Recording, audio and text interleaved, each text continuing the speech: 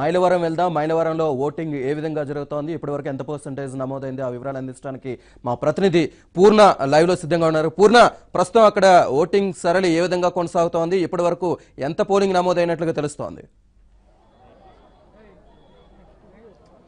Srinivas, Vijayawada parliament పరిధిలో మొత్తం కూడా 7 నియోజకవర్గాలు కూడా పోలింగ్ శాతం ఎక్కువగానే నమోదవుతుందని చెప్పుకోవచ్చు. ఎందుకంటే ప్రధానంగా విజయవాడ పార్లమెంట్ నియోజకవర్గం వచ్చి మొత్తం కూడా 3 కాన్స్టిట్యున్సీస్ విజయవాడ నగర పరిధిలో ఉంటాయి. విజయవాడ సెంట్రల్, విజయవాడ ఈస్ట్, విజయవాడ పశ్చిమ, ఈ 3 కూడా విజయవాడ నగర పరిధిలో ఉంటాయి. అలాగే మిగతా కాన్స్టిట్యున్సీలు ఏదైతే మైలవరం, నందిగామ, జగ్గైపేట, తిరువూరు, ఈ కాన్స్టిట్యున్సీస్ అన్నీ కూడా ఈ విజయవాడ పార్లమెంట్ పరిధిలోకి వస్తాయి. ఇవి అన్నింటిలో కూడా ఉదయం నుంచి పెద్ద ఎత్తున పోలింగ్లో పాల్గొనేందుకు పెద్ద ఎత్తున మహిళలు కానీ పెద్దలు కానీ మొత్తం కూడా క్యూ లైన్స్లో వేచి ఉన్నారు. చూడొచ్చు, ఇప్పుడు మిట్ట మధ్యాహ్నం 1 గంట అవుతున్నా సరే తమ ఓటు హక్కుని, ప్రజాస్వామ్యంలో ఓటు హక్కు ఎంత విలువ, ఓటు హక్కుని వినియోగించేందుకు ఎండను సైతం లెక్క చేయకుండా మొత్తం కూడా క్యూ లైన్స్లో మొత్తం పెద్ద ఎత్తున మహిళలు అయితే పెద్ద ఎత్తున వేచి ఉన్నారు.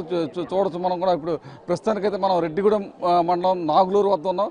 ఇక్కడ మిట్ట మధ్యాహ్నం ఎండ వేడి మీద దాదాపు 38 డిగ్రీల వేడి ఉంది. అయినప్పుడు కూడా చాలామంది తమ ఓటు హక్కును వినియోగించుకోవడానికి చాలాసేపు నుంచి వెయిట్ చేస్తున్నారు. అయితే ఇక్కడ మౌలిక సదుపాయాలు ఎలా ఉన్నాయి, అక్కడ మంచినీటి సదుపాయం ఎలా ఉంది, ఏంటి అనేది మనతో మాట్లాడడానికి ఇక్కడ గ్రామస్తులు కొంతమంది ఉన్నారు. వాళ్ళని అడిగి తెలుస్తుంది. ఏమంటే చెప్పండి, ఇక్కడ ఎలా ఉన్నాయి ఫెసిలిటీస్ కానీ ఎలా ఉన్నాయి? అన్నీ బాగానే ఉన్నాయి సార్. మంచినీళ్ళు అంతా ఏర్పాట్లు అన్నీ బాగున్నాయి. ఓటింగ్ కూడా చాలా చక్కగా జరుగుతుంది.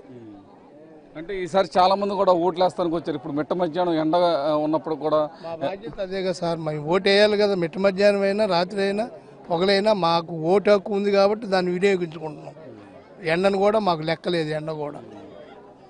చెప్పు, మీరు చెప్పండి సార్, ఎలా ఉంది ఏంటి? ఇక్కడ ఇంతమంది కూడా ఇప్పుడు కూడా ఓటు వేస్తానికి ఉన్నారు. ఏమంటే ప్రతి ఒక్కళ్ళు కూడా 5 సంవత్సరాలకు వచ్చేది అది ప్రజాస్వామ్యాలు ఓటు హక్కు అనేది ప్రతి పౌరుడి యొక్క బాధ్యత. ఓటు హక్కు ప్రతి ఒక్క పౌరుడి యొక్క బాధ్యత ఓటు హక్కు వినియోగించుకోవటం. ఎవరు ఇష్టం వచ్చిన పార్టీకి వాళ్ళు వేసుకుంటారు ప్రజాస్వామ్యంలో. అది ప్రతి ఒక్క పౌరుడు బాధ్యత కాబట్టి ఓటు హక్కు ప్రతి ఒక్కడు వినియోగించుకోవడానికి వచ్చారు. 95% దాకా ఓటింగ్ కూడా జరుగుతుంది, ప్రశాంతంగా జరుగుతుంది. అన్ని సౌకర్యాలు అంతా బాగానే ఉన్నాయి ఇక్కడ. అంటే ఇక్కడ మౌలిక సదుపాయాల ఏర్పాటు ఎలా ఉంది? ఎందుకంటే మంచినీళ్ళు కానీ లేకపోతే షామియానాలు కానీ లోపల ఎలా ఉన్నాయి? ఎటువంటి ఇబ్బందులు లేవండి.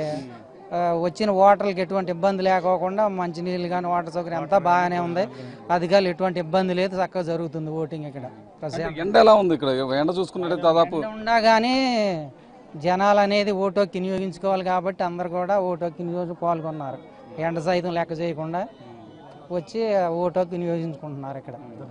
అంటే ఇక్కడే కాకుండా చుట్టుపక్కల ప్రాంతాలు ఎక్కడెక్కడ ఉన్న వాళ్ళందరూ కూడా పల్లెటూరులోకి వచ్చి ఓటు కూడా ఉపయోగించుకుంటున్నారు. వాళ్ళ ఓటు ఇక్కడ ఉంది, వేరే చోట ఉద్యోగాలు చేస్తున్నారు, అయినప్పుడు కూడా వచ్చి కూడా ఇక్కడ ఓటు వేసుకునే పరిస్థితి ఉంది.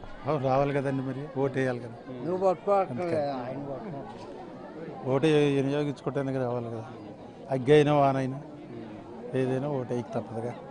అందుకని వాటర్ ప్రాబ్లం ఏం లేదు, ఎక్కడికక్కడికే ఉన్నాయి, వాటర్ ఉంది. ఓటు వేసిన తర్వాత భోజనం, ఒకవేళ ఆకలి అయితే పక్కనే భోజనాలు చేసి రావచ్చు. అన్ని సౌకర్యాలు బాగానే ఉన్నాయి. మీరు చెప్పండి, ఎలా ఉన్నాయి ఇక్కడ ఫెసిలిటీస్ కానీ? అంతా బాగున్నాయండి. పొద్దు నుంచి చాలా ప్రశాంతంగా జరుగుతుంది పోలింగ్. నేను ఈ ఓటు హక్కు వినియోగించుకోవడానికి చెన్నై నుంచి వచ్చాను. నేను అక్కడ చదువుకుంటున్నాను, అక్కడ నుంచి వచ్చాను. చాలా ప్రశాంతంగా పోలింగ్ నమోదు అవుతుంది మార్నింగ్ నుంచి.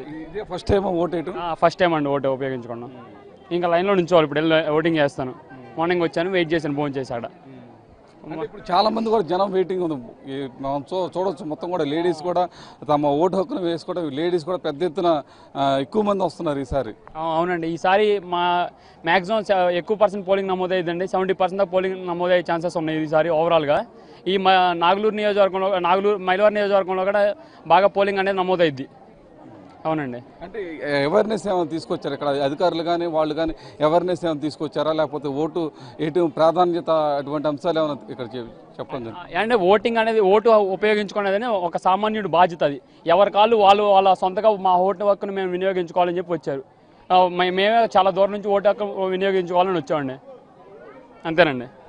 ఇది ఇక్కడ పరిస్థితి మనం చూడొచ్చు. మొత్తానికి మైలవరం నియోజకవర్గంలో పెద్ద ఎత్తున ఓటర్స్ మొత్తం కూడా మిట్ట మధ్య అయినప్పుడు కూడా ఓటు హక్కును వినియోగించుకోవడం. ప్రధానంగా చూస్తే ఇక్కడ లేడీస్ కూడా పెద్ద ఎత్తున క్యూ లైన్స్లో ఉన్నారు. మనం చూడొచ్చు, మొత్తం కూడా లేడీస్ తమ ఓటు హక్కును వినియోగించుకోవడానికి మొత్తం కూడా క్యూ లైన్స్లో ఉన్నారు. వాళ్ళ అభిప్రాయం కూడా అడిగి తెలుసుకుందాం.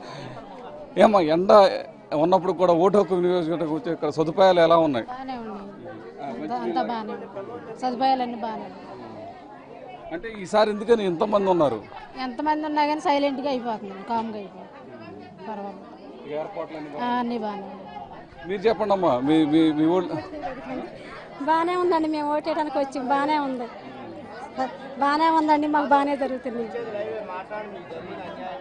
అంటే ఇక్కడ ఎలా ఉన్నాయి? ఇక్కడ సదుపాయాలు కానీ అవి కానీ ఏర్పాట్లు కానీ అవన్నీ బాగానే ఉన్నాయి? బాగానే ఉన్నాయండి, మంచినీళ్ళు వాతావరణం అన్నీ బాగానే చేస్తాం. అంటే ఎండ కూడా ఎక్కువగా ఉంది, అయినప్పుడు కూడా ఓటేస్తానికి వచ్చారంటే ఎందుకు? మరి అభిమానంతో వచ్చివండి, అభిమానంతో వేయటానికి వచ్చి మేము ఓటు అంతవరకు.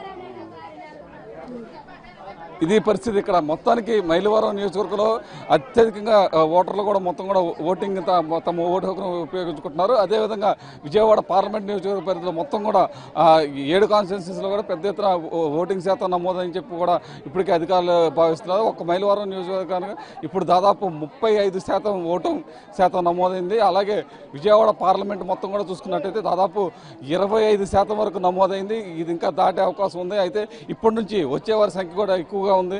కొన్ని చోట్ల ఏదైతే ఈవీఎంలు కొంత మొరాయించడం అక్కడ కొంత లేట్ అవుతుండడం వల్ల మొత్తం కూడా ఓటింగ్ శాతం సరళత తక్కువైంది. అయితే ఇప్పటి నుంచి ఓటర్స్ వచ్చే వారి సంఖ్య కూడా ఎక్కువగా ఉంటుంది. Srinivas, right, thank you very much.